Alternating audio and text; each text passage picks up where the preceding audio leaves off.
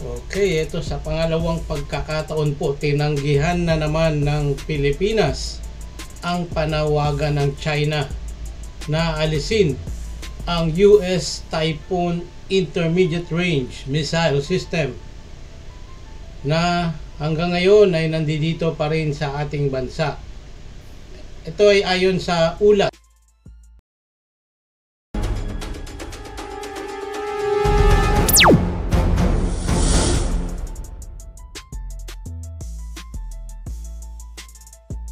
Ito ay ayon sa ulat na mariing tinanggi ng Pilipinas ang panawagan ng Chinese state media.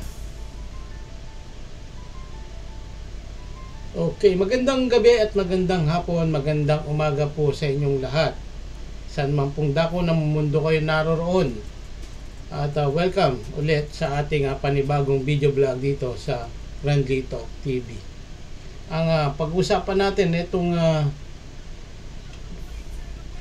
itong panawagan na naman uli ng China, yung kanilang kinatatakutan na Typhoon Intermediate Mid-Range Missile na galing po sa US.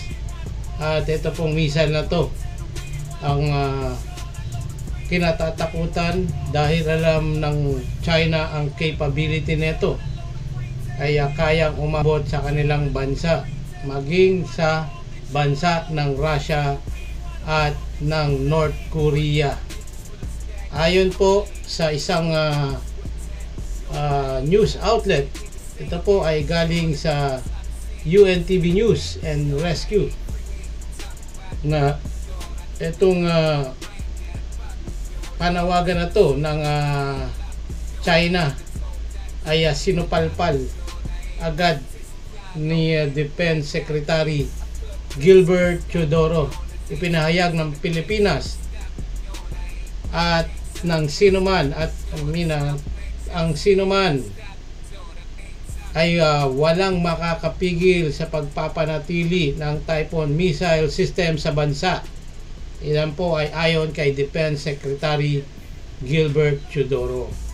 Ang pagde-deploy po ng Typhoon missile system ay bahagi ng kanilang hakbang upang palakasin ang kanilang kakayahan.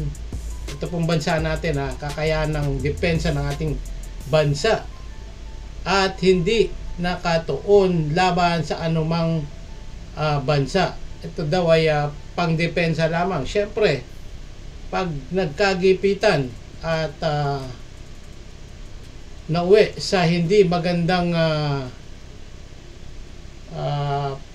pakiusap at nauwi sa digmaan, ito ang ating pangunahing sandata, itong mga missile mid-range system. At ito po ay madadagdagan pa. Ayon din po yan kay Secretary Gilbert Teodoro. At seryoso po ang ating bansa na mag-acquire ng mga ganitong klaseng missile dahil ito pong ating Philippine Army ay puspusan at napakahusay na daw po ayon sa mga counterpart na US military. Napakahusay na daw po ng ating Philippine Army to target sa mga object at patamaan ng Typhoon missile ang target object, gaya po ng ginamit sa mga balikatan exercise na ang ginawa nilang example o yung target object, yung isa pong lumang barko na made in China ay wala pang 1 minuto o segundo lamang nung ito ay patamaan ng ating Philippine Army. At sa isang tama lang ng Typhoon missile ay lumubog yung lumang Chinese made na barko na kanilang pinagpraktisan. So ito pong video papanoorin po natin. Ito ay may kaugnayan sa ating topic ngayon. So panoorin po natin bago natin ito bigyan ng reaksyon at komento at tuloy-tuloy natin ang ating kwentuhan.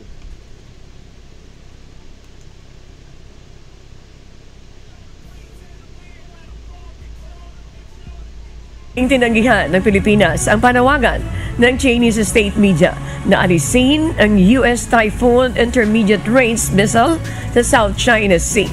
Ayon sa National Security Council, may karapatan ng bansa na palakasin ang depensa nito at ginagarantiya na ang nasabing missile system ay para lamang sa depensa. Binatikos din ng NSC ang China sa pagpapalakas nito ng sariling missile arsenal habang kinukwestiyon ang hakbang ng Pilipinas. Samantala, giniit naman ng Armed Forces of the Philippines na walang ibang bansa ang maaring magdikta sa mga hakbang ng Pilipinas sa pagpapalakas ng depensa nito. Yun po, napanood po natin ang news na galing po sa UNTV na walang sino man ang pwedeng magdikta sa ating bansa, lalong-lalo na sa pag-acquire natin ng mga missile system gaya ng Typhoon missile. At yan po ay inulat o sinabi ng NSC o National Security Council. At kung matatandaan po natin, itong National Security Council ay nakaraang taon yung pinatanggal ni President Bongbong Marcos Jr. ang dalawang Duterte sa NSC dahil ito pong dalawang Duterte, si Digong at yung si Sara Duterte, ay tingin ni PBBM na banta sa ating seguridad dahil sila po ay lingid po sa ating kalaman na ito pong mga Duterte ay pro-China. Kaya po pinatanggal agad ni PBBM ang mga Duterte dito sa National Security Council. Okay, so yan po yung napaulat. Tapos ito pong isang news outlet na nakuhaan natin din dito po sa remate, yung pagpapaalis ng China sa US Typhoon missile system, inisnab lang po ng ating bansa. Okay. The Manila, Philippines, tinanggihan ng Pilipinas ang panawagan, ito po, ang panawagan na alisin ang US Typhoon missile system sa South China Sea. Iginiit ang soberanyang karapatan nitong palakasin ang depensa ng bansa. Yun po, di ba? Palakasin, ibig sabihin tuloy-tuloy na po ang pagpapalakas natin dito sa ating bansa regarding po dito sa mga ina-acquired nating Typhoon missile. At itong Typhoon missile kasi na to, ito po yung ating pinagpapraktisan sa mga balikatan. Dahil gamay na po ng Pilipinas at ng ating mga sundalo ang paggamit nitong Typhoon missile bukod dito sa BrahMos.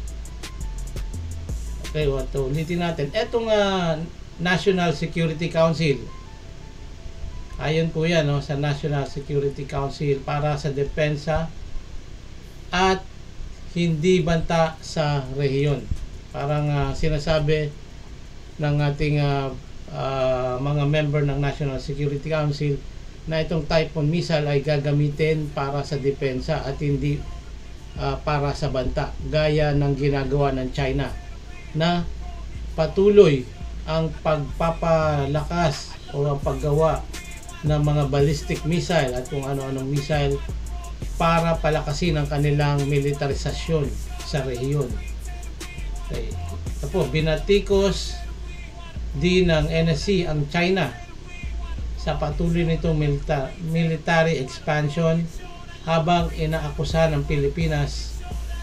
Tinawag nitong mapanlin lang, parang tayo ay kanilang niloloko o nililin lang ang posisyon ng Beijing at binigyan diin na hindi naman tinututulan ng Manila ang lumalawak na missile arsenal ng China. Tama naman po.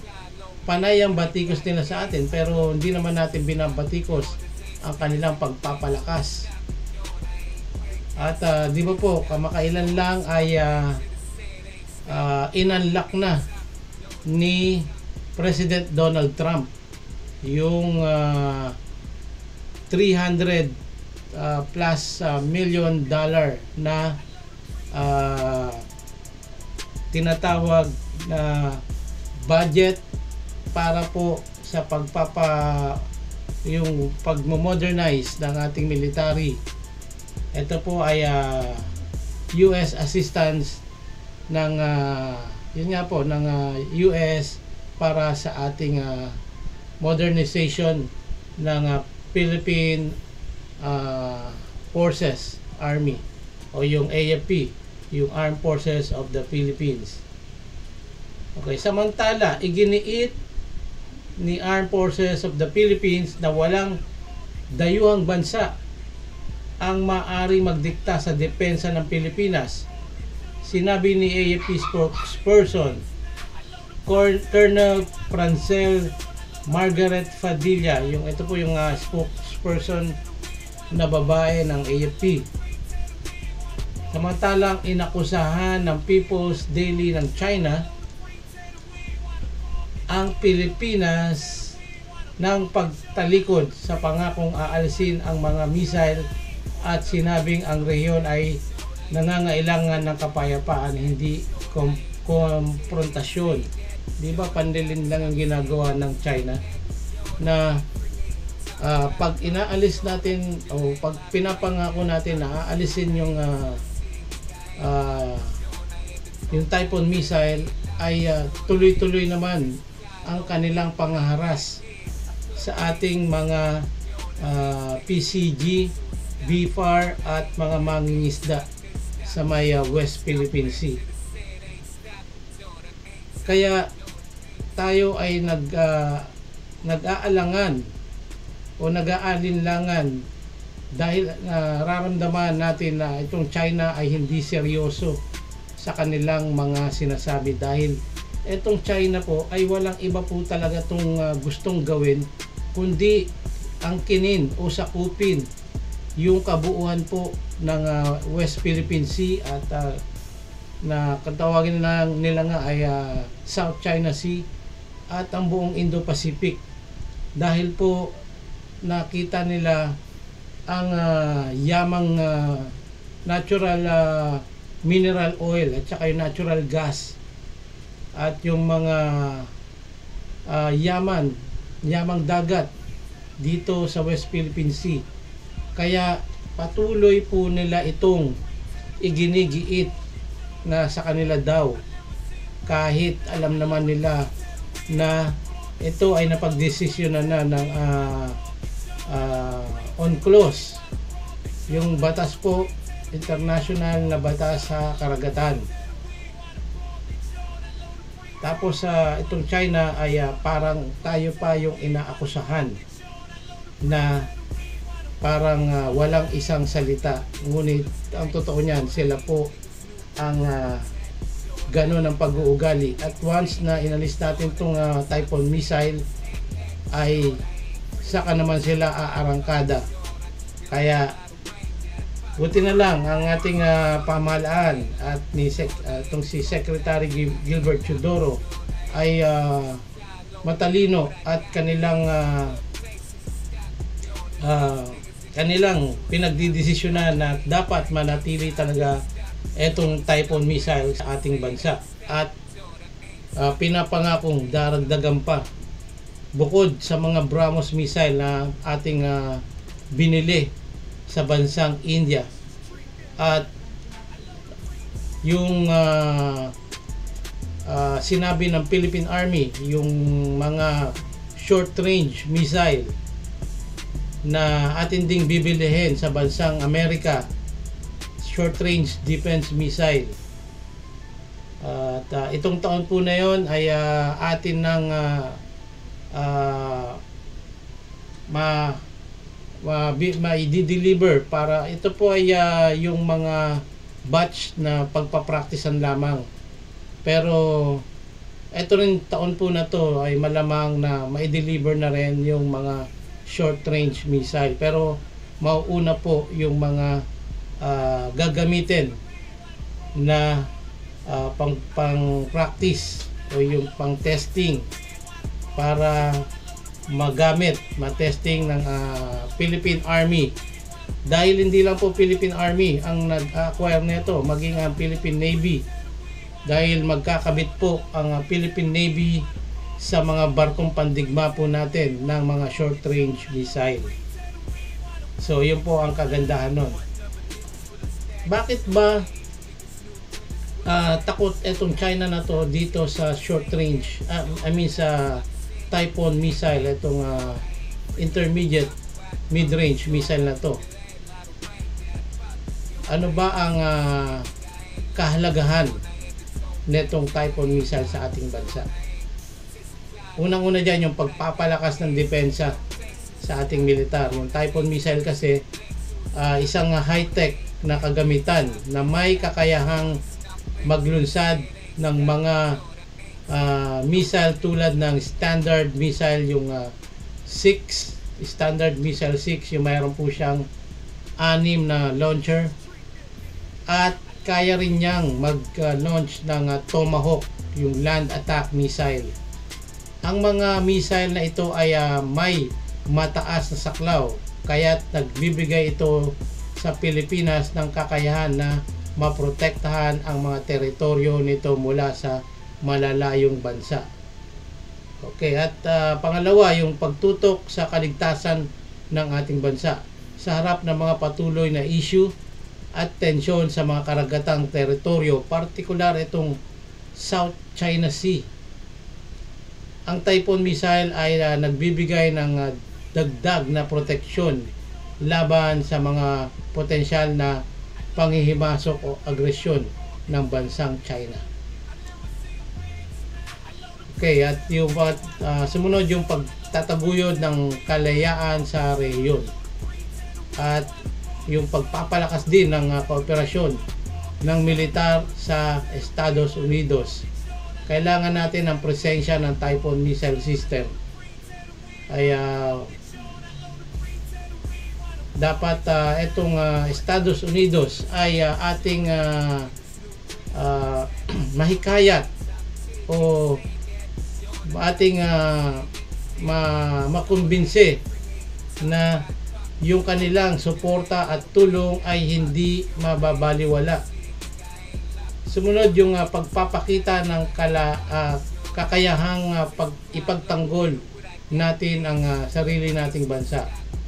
Bilang isang bansa na may mga limitadong pondo at kakayahan sa militar, ang pag-deploy ng Typhoon missile system ay isang hakbang upang makasabay ang Pilipinas sa mga modernong teknolohiya ng depensa at mapanatili ang kakayahan nitong protektahan ang ating bansa. So yun po yung kahalagahan nitong Typhoon missile at yung mga short range missile na ating bibilhin. Kaya po itong China ay takot na manatili dito sa atin itong Typhoon missile dahil alam nila ang capability nitong Typhoon missile na to. So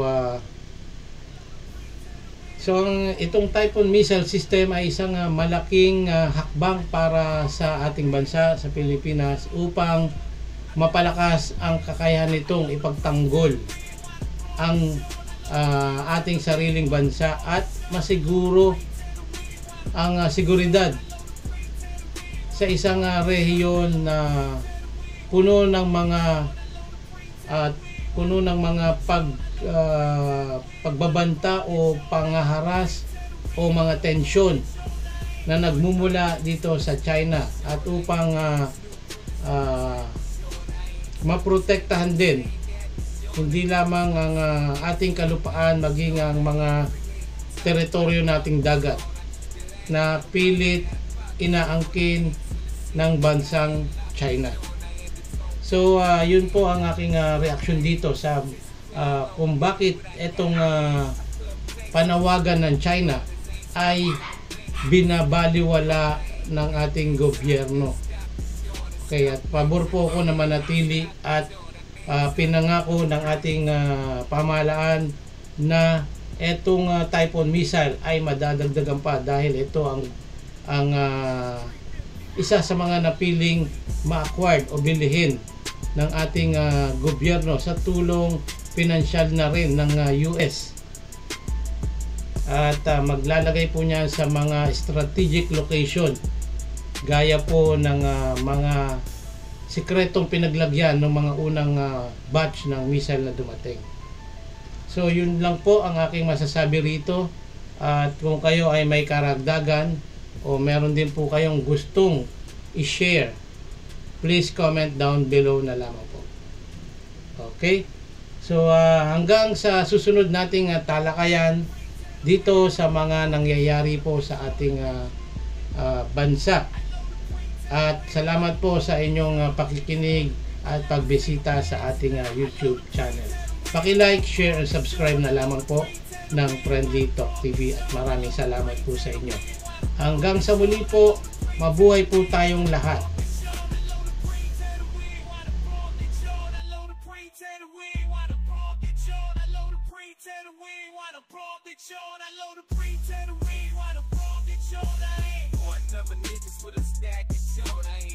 New printers with a tag, short. I ain't top 10 niggas saying that. Jordan, top 10 niggas saying that.